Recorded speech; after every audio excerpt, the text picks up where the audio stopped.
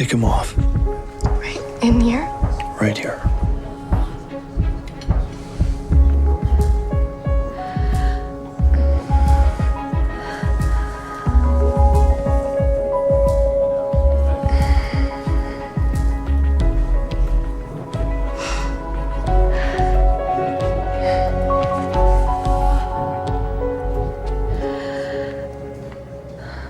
The check, please.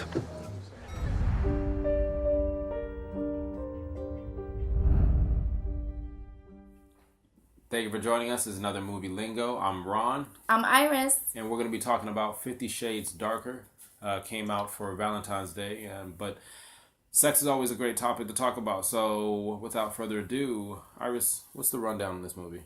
Basically, the movie it continues off from where we left off.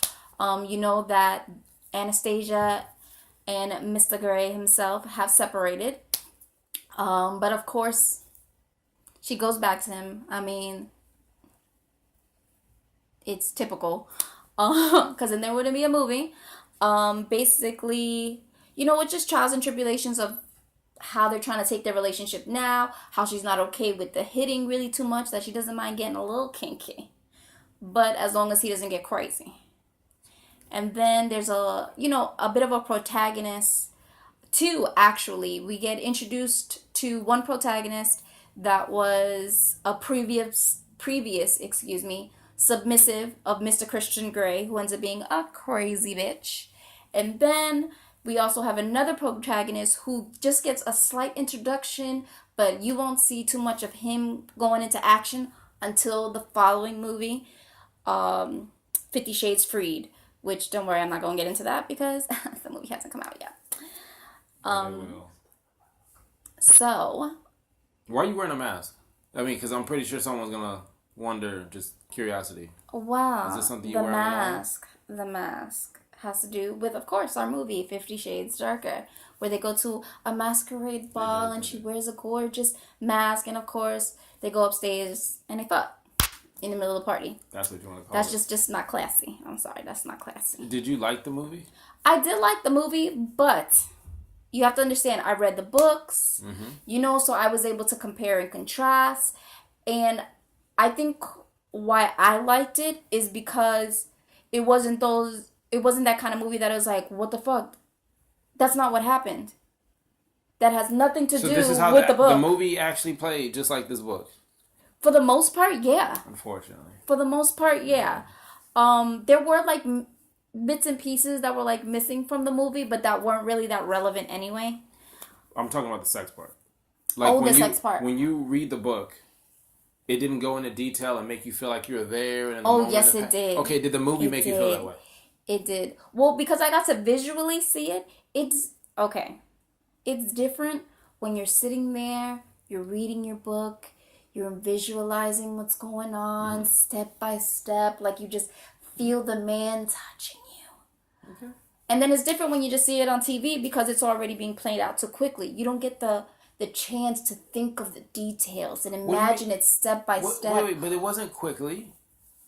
Some of those scenes were as long as a song. Like they literally played a whole song in the love scenes, and the most it was no different than watching something on the CW. Yeah, but I mean, those sex scenes, for me personally, go a lot faster than when I'm imagining it by myself. Yeah, because you just go back and reread the same page. No, I'm talking. That's not true. Majority of the people that went to the theater on Valentine's Day went to go see sex. Mm-hmm. They didn't want something thrown at them. They didn't want it where, wow, that's a little too much. But they wanted something that was going to get them in the mood when they went home with their significant other on Valentine's Day. And I felt this movie didn't do it. I wasn't looking for a full-on porn frontal nudity thing. But the scenes, it was almost... I like the movie for where they're trying to go. It's kind of like the first movie. Mm-hmm. Picture you're in a relationship and you have no idea how to have sex. You have no idea what that's all about. And you're bumbling around. Because you're a virgin. That was the first movie, okay? Mm-hmm. The second one, they're just doing it more. They still don't really know what they're doing. And so some of the parts of the acting didn't make any sense. Well, not that Christian doesn't know what he's doing. Anastasia doesn't know what he's doing. Because he plays ice cold. I mean, she doesn't know what he's doing. He plays this emotionless... But, okay, look. So one of the lovers... There was actually two lovers. The one who created him Yeah. The older woman. Mm-hmm. And then you have this other lady that came on as Mrs. a Robinson. Yeah, so you had this stalker crazy person. What the hell was she there for? Yeah, but you also have to understand, like, from the older Mrs. Robinson, who was able to mold him into the man that he is. Abuse him? Basically, yeah. It's abuse. Yeah, I mean, some people No, she didn't burn him. The dad burned him. Was it the dad? No. Okay. I thought it was the dad that burned him. Let's go a little bit into detail because it needs to be a little confused. Is that dad? Okay. So, when he was a small child, his mother was a crackhead whore. Basically. Sums it up, yeah. Basically, that's what she was. And she was fucking with a man who wasn't his daddy, just some dude she was fucking with, and he took cigarettes and burned it into his skin. It was like one of her little boyfriends or whatever. So, but basically, mom died. He gets adopted by this amazing family, blah, blah, blah. Actually, by the doctor who treated him and saw him and, all that other good stuff. But Mrs. Robinson, who's his adoptive mother's best friend, she is the one at around like 15. Turns him out. Yeah. And not like regular kinky, like a bit abusive. Which I'm not gonna lie, I don't want to sound weird, but I wanted to see that in the movie. I don't know. I think that would have been a little bit too much because that type of stuff can get really darker? violent. But here's the other thing. That type of, if that's your fetish, that's your thing, it is rough. There is a little darkness to it. But there's documentaries where this is just their thing to the point where they switch partners and there's a different lifestyle. Yeah, but in the books... And this movie doesn't... In the books, it's just mentioned how he's like that. But of course, his character never really shows completely that deep side. Because then, when Anastasia left the first time around, then that would have been the end. She would never came back. He gave her a little taste and she couldn't handle it. So imagine if she would have really reeled her into the crazy with electricity and hot wax and the whipping and it can get really... Now, if you like that pain, that's a little story. You know what I mean? Like... You just said, like, when you watched the book did it for you. When I watched the book? When you read the book, I'm watching something else. You know. When you watched the movie, mm-hmm. You said it wasn't the same feeling as when you're turning the pages like, wow, this is really going, my heart's racing, all this other good stuff. That's what a lot of people signed up for. They signed up to say, hey, look, I'm going to watch this and I might feel guilty afterwards, whatever the case is. Some people didn't even tell people they went and saw the movie. I guess. Then that sounds like a personal issue. But it just wasn't like that on the screen. It was almost like he was the male. Obviously, he's a male. But it was almost like watching some porn thing where she was a woman and she was like an accessory. Like, she can be completely naked in the weirdest position. And he was, I'm a guy. I'm not, there's nothing that you're going to do on the screen that's going to make me look less than or vulnerable to the situation. No, I understand what you're saying. You make a very good point there.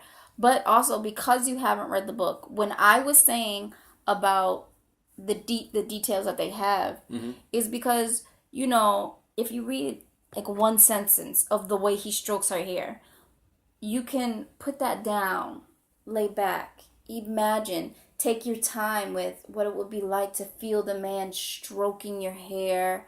I'm not saying that you read it and you keep going. It's different. When you have a book, you could take a part in, put it down, think about it, think about how you would like it, the way you want it done, mix with what you read in the book. But when you're watching it on TV, how the movie or the producers or whatever, how they've written it to look like, you have to take it in with how they're doing it. Okay, what about the when you're by yourself, you could switch it up. What about the guy that was in it? The guy who will be in the third one. Spoiler alert. Oh, yes, her boss. Who ends up being a son of a bitch. Who is a son of a bitch in the book as well. I think how they made him to be in the movie goes very well with how I pictured him from the book. Okay. Like, I think it worked. Like, I forget the gentleman's name, the actor who plays him. But he has one of those faces that just look like, oh, he could play a good guy, he could play a nice guy, and then he can switch it up with like not having any sleep, shaggy hair, smoking a cigarette, dark circles around his eyes, the ridges around his eyes really red, and it just, he looks like that menacing, but you don't think they like crazy rushed guy. it though? Because when you saw him, his first line was something borderline sexual harassment to the workers. And then he just kept on that. So he was a douche from the very beginning. Yeah. No. And the thing is, in the book, he was a douche from the very beginning. And that's fine. But it was like, it was over the top douche. It's like the girl's second day at work, it felt. He's basically saying, straight up, let's just have sex. That's why you're here. This is what the position is. And it was like Cologne that was a little bit too strong. And then Christian, making majority of men in the theater who don't have the money that he apparently has in the movie, he's able to send guards to go take care of that. Like, I can't do that if something happens to my wife. Like, yo, just quit your job. I'm going to go in there and kill the guy. Or I'm going to go ahead and have my enforcers take care of him. Yeah, but that's the story. She's with a rich man, not with an average Joe. She seemed like she was cool with it, but not cool with it. And then you have to think about it. Like, when you're just a regular, not wealthy person, and this man of power makes you feel secure, but at the same time, it can be a little overwhelming because it's a little over secure. But I just thought it was like a problem with the story. I get if you're rich, I get the entitlement. How you feel. But I felt like it was a problem with the story, like the plane crash. The helicopter, there's a scene where he's in a helicopter, right? Yeah. He's with like somebody who's in his board of trustees type thing. He's flying a helicopter from, I don't know why, but he needs a helicopter. He's in this helicopter flaunting. And for whatever reason, engine goes down. But they do it in a way that makes you think it's possible that it's that bad guy, douche, jerk guy from the job. It's not. When it crashes, everyone is looking for him. It's on the news, okay? He walks into the door of the condo with the rest of the family watching the news. There's no one like literally looking for him. He couldn't pick up the phone and call. They didn't even know he was alive until he walked through the door of his house. Walks in, everybody hugs him like, oh, you're alive. The news is still currently talking about it. Yeah, but you also have to understand the way he is. He's faster than the news. Not that he's faster than the news, but he's the type of person that he just got it like that. Like, he can keep things private and without others knowing and stuff. That's how his character is. That's why on the news you don't see them blasting Christian Grey, Mr. Kink. Loves beating up on his women. It turns him on. He's utterly private, secure. He's ridiculously... I think you just really enjoy this book and you like the movie, which is fine, but you're missing the holes in the storyline. Like, there were holes. Like, there was times where he would say something as far as putting his foot down, and then she would respond as if it was like an improv, and she didn't know that she's supposed to take off her clothes. Like, you want me to do what? Okay, and I get if they were trying to play on a little bit of innocence, but it was almost like they didn't know what the line was. Like, they weren't acting, like they didn't know they were filming a movie. And like there were scenes where it was tough to watch it. It was like, okay, they're acting like this. They know each other, right? Like, the sex scenes, or the intimate scenes, how you want to call them, the Cinemax type late night, nothing's really happening, but if you're like a young kid whose mom and dad are asleep and you're watching and you shouldn't be, it's about the same thing. That was good. I guess they were fine with each other there, but it was just the dialogue between each other as characters just wasn't as smooth as it was with everybody else. You felt that it was just a little... It was bland. It was dry. Bland, dry. It reminded me of Twilight. Which is fine. The first Twilight with the guy who looked constipated, but they were like, no, he's a new vampire. Casper, what was the dude's name? Yeah. Jasper. Buddy was... I'm not going to make the facial expression, but Buddy was just like... Everybody knows if you... That face was because he was new, vegetarian, hungry. Okay, okay. So look, we're getting off topic. But much like that movie, it got better with time, okay? So there's another one that's coming out, okay? Yeah. How do you think the other one's going to do? Because they already basically... I don't know if you... Wait. Marvel is really good at giving you like little teaser end credits, okay? This movie thinks they can do the same thing, or they're just trying to get your money before you think about it. At the end of the movie, they already have a trailer, a half-ass trailer, a trailer for the next movie, and a date already. Yeah, because they probably just recorded through. Like, they probably took a little break between that one and this one and kept going. Kind of like the Harry Potter. Don't do that. This is not the same thing. This is not a no, mega I mean movie. like Okay. the break. They took a little break and then kept going. They may have parts of those scenes already put together. Let's rate this one, because this is one of those times that we're rolling around the bed verbally, and you're telling me you really enjoyed it and it was good. I did, but I liked the books. Even though, to be honest with you, these books aren't really as kinky as everybody tries to make them out to be. I've read way more dirty, nasty. I mean, if you've ever read a Zane book, it blows 50 Shades of Grey out the water. We got to use that sound effect later on at the end. So I'm just letting you know. Stay tuned. We're going to find something to do with that. Okay, so what would you rate it then? I give it a 7. Give it a 7? Yeah. But you have to understand, because I'm trying. I read the books, I feel you're faking and it pisses me off no pun intended, when she's faking it. Well, you know what? A 7. It's a 7. You act like I gave it a 9. I gave it a 7. It's a C.